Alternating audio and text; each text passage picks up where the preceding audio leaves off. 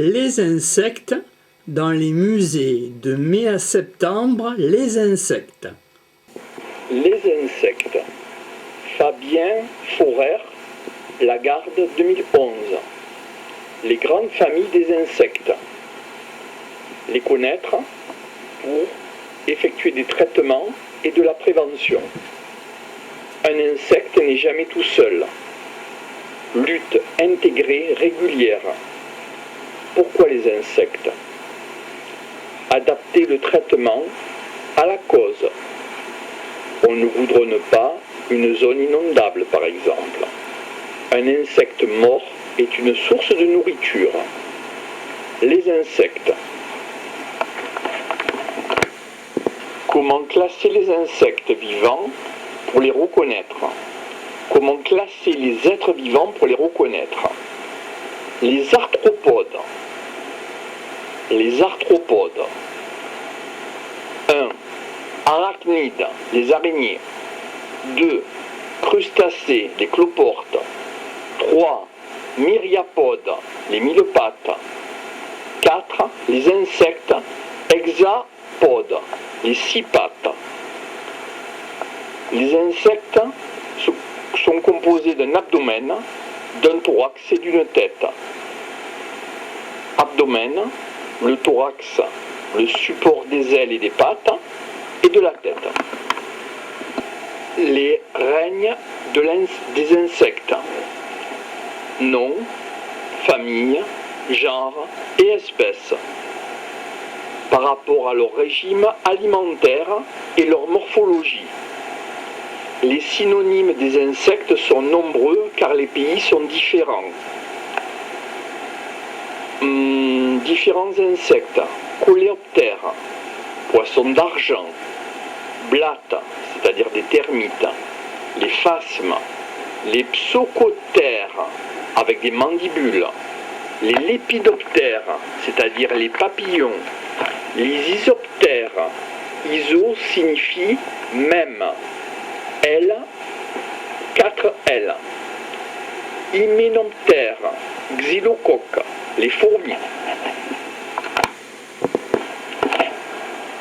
Les clés de détermination des insectes. Les entomologistes remontent les clés. Le papillon, métamorphose. Le papillon pond des œufs. Les œufs se transforment en chenilles. La chenille mue. La mue, c'est un peu comme la fontanelle des enfants. Des coléoptères, des lépidoptères. Pour les larves et les nymphes, le régime alimentaire n'est pas le même. La larve est dangereuse, les collections des musées. La métamorphose incomplète. De l'œuf, on passe à la larve. Et de la larve, elle grandit pour devenir un adulte, sans passer par la mutation. Par exemple, la blatte est néfaste pour une collection, car elle a le même régime alimentaire durant toute sa métamorphose incomplète. Les insectes ont une capacité à se reproduire, d'où ça forme des adultes. Les insectes du patrimoine font moins de 1 cm. Il faut les repérer, les voir.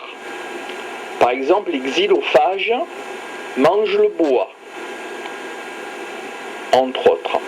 S'il y a de la vermoulure, il y a des grains, de graines de farine un peu. Donc, c'est la vrillette qui a fait sa digestion. Cela s'oppose à la sciure. La vermoulure, ce n'est pas de la sciure. Les capricornes font tomber la charpente éventuellement. S'il y a un apport d'humidité, il y a des charançons. Les insectes nécrophages, c'est-à-dire les insectes qui mangent la mort. On peut les retrouver notamment dans les herbiers des collections des musées.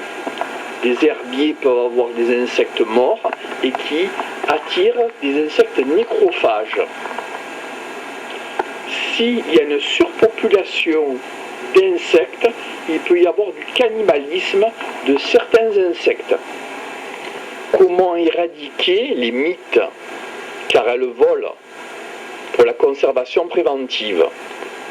1. Les lépidoptères, les papillons. 2. Les isoptères, les termites. 3. Les polyphages, les blattes noires.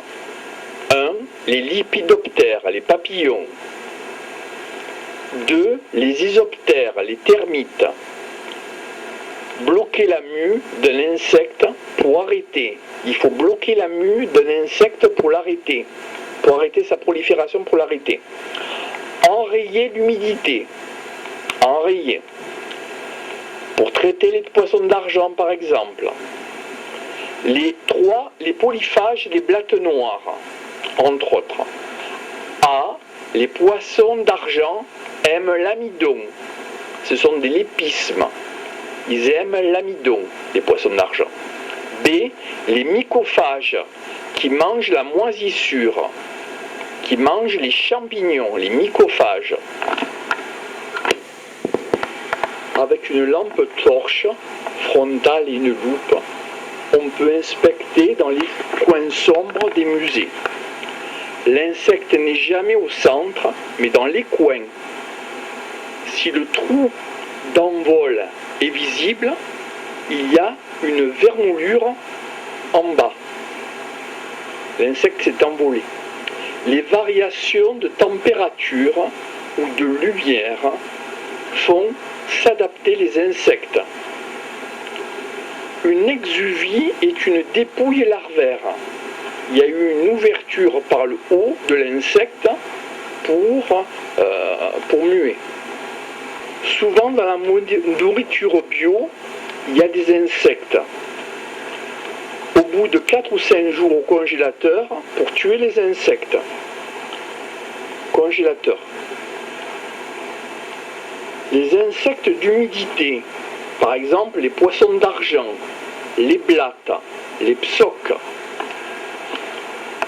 Des insectes kératophages qui mangent la kératine, les cheveux, les ongles. Les cellules des insectes ne sont pas pareilles que celles des cellules des animaux ou des végétaux. Les cellules des animaux ont un noyau. La cellule des végétaux font de la photosynthèse. Par exemple, les bactéries n'ont pas de cellules, et c'est encore différent des virus. Le soleil permet aux insectes de se diriger. Du printemps à l'automne, il faut surveiller les collections. Il n'y a pas de diagnostic en hiver. Inspection des collections de juin à juillet, jusqu'en septembre. Inspecter les collections. En 48 heures, les insectes sortent, se reproduisent et re-rentrent dans les trous. Dans les musées, il y a une agglomération d'objets, de matériaux, d'où surveiller par rapport aux insectes. Anthropophile signifie qui vit au contact de l'homme par rapport à des insectes qui s'adaptent à l'homme. Les larves se nourrissent de tout. Danger. Danger avec les larves. Danger. Les déjections des pigeons sont un danger pour les collections. Dans les fientes, il y a des graines dont se nourrissent les larves des insectes. Par exemple, le raticide est un anticoagulant. Dès que le raticide a fait son effet, il faudra l'enlever. Il y a à peu près une 50aine d'espèces insectes qui peuvent être dangereuses pour le patrimoine dans un musée. D'où il faut faire un entretien des locaux et des réserves. Entretien dame de ménage. Le psychophage qui mange les miettes. L'isoptère, iso, 4 ailes identiques. Les fourmis volantes, entre autres. Le saprophage, qui mange des matières organiques en putréfaction. Le nécrophage, qui mange les insectes morts. Les parasites sont parfois utilisés en lutte biologique pour manger le xylophage, l'insecte qui mange le bois. Le phytophage, qui mange les plantes. Phytothérapie. La vrillette est un xylophage, elle mange le bois. Prévention, prélèvement. Prévention, pour stopper la croissance des insectes. C'est le but. Méthode de détection. Piège mis en place pour la protection. Et s'il y a d'autres sources d'infection, pour savoir si le traitement est efficace. Les donations éventuelles sont toujours mises en quarantaine. Il y a une salle de quarantaine prévue dans un musée. Comment faire pour vérifier s'il y a des insectes? Quand il y a un mouvement de personnel qui est différent, et ça veut dire qu'il y a une autre manière de nettoyage, une autre manière de nettoyer. Donc on peut détecter par rapport à l'hygiène différents insectes autres. Le poisson d'argent par exemple, c'est parce qu'il y a trop d'humidité ou quelqu'un a mis trop d'eau. Un manque de communication du haut vers le bas éventuellement pour les formations. Désinsectiser à l'entrée et désinsectiser à la sortie. La congélation progressive. La prévention générale.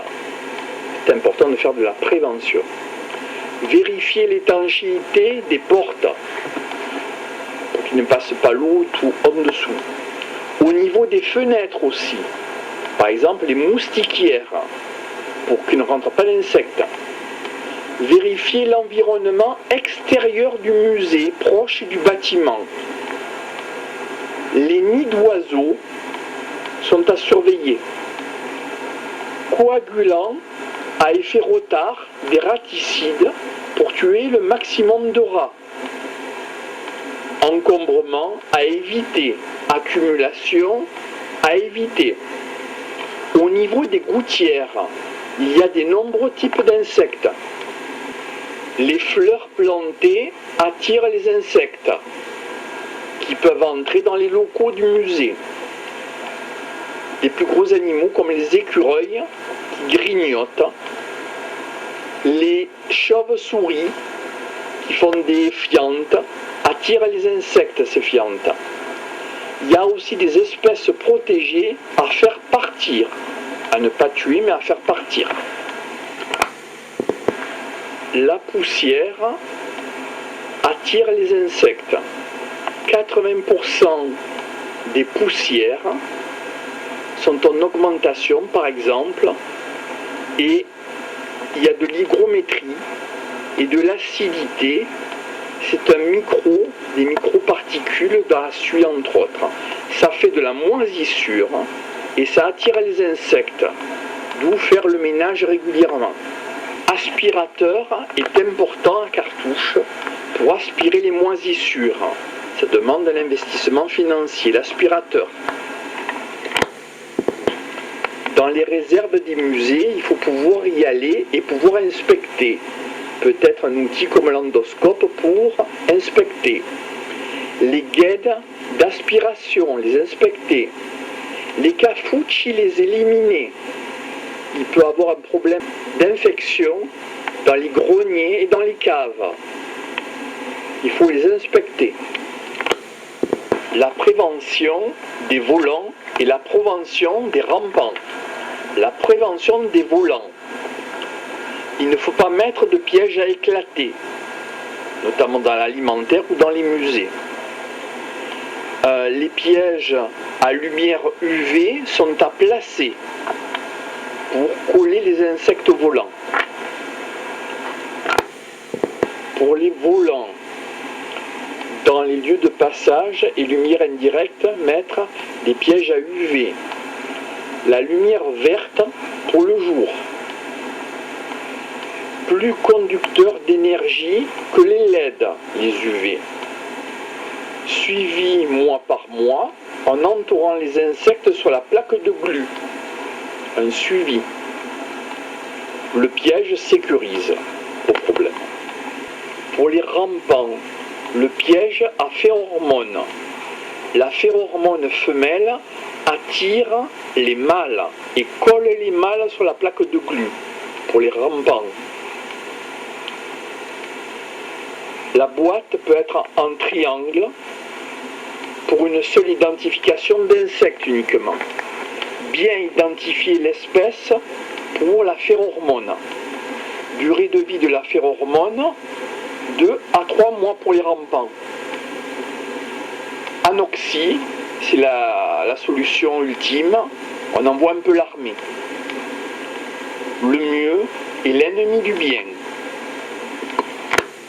Les pièges pour les rampants sont à placer contre le mur.